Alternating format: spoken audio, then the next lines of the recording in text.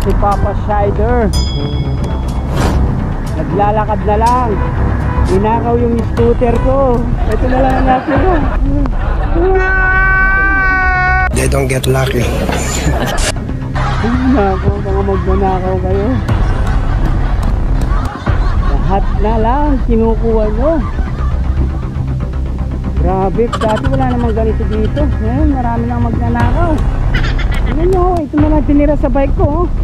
Ito na lang padlock. Yung scooter ko, scooter bike. Padlock na lang natira. Grabe. Layo na linakad ko. Oh, pawis na ako.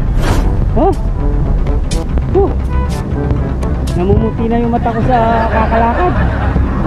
Ay nako, buhay. Mamalasin ka nga naman. Malas na sa Mikris Part 16, hindi pa natin napanood. Tapos mamalasin ka pa dito sa scooter ko.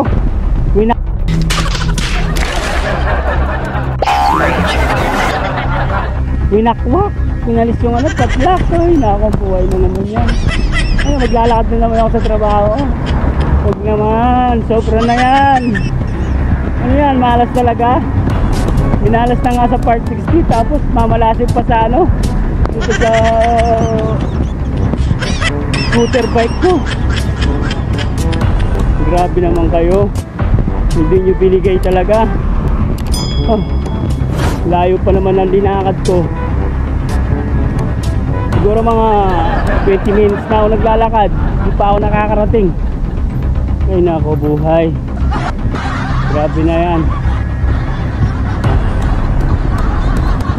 Wala na tayo magagawa. Talagang minalas tayo ngayong araw na to, guys. Bili na lang tayo ng bago. Ay nako, buhay. Buhay ng OFW. Winakwak ang aking motorcycle bike. My godness. Ay, pahinga muna ako. Napagod ako. Malayo na linakad ko. Simula doon sa shop namin hanggang dito. Ganyan naman, winakwak nila yung padlock ng scooter ko. Paano ako papasok bukas? Maglalakad ako? Paano ako mapapanood ang I Love Mikris? They don't get lucky. Ha?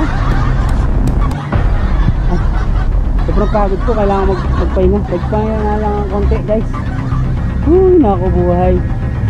Sobrang pawis ko. Minalas na nga sa Part 16, tapos mamalasin pa dito. Ay, nako. So sige guys, balitaan ko na lang kayo bukas pag may Part 16 na. Bye bye, love you mama, chup chup, baboom.